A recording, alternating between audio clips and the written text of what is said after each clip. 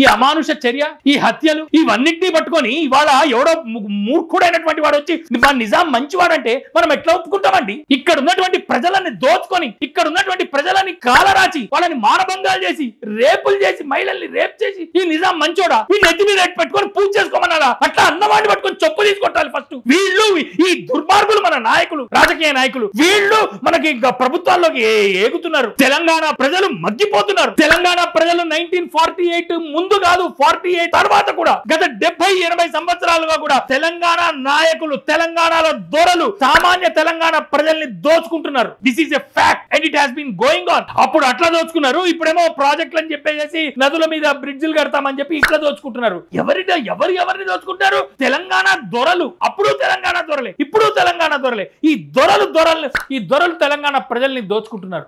బైరాన్పల్లి హత్యాకాండం గురించి తలుచుకుంటే రక్తం మరిగిపోతుంది.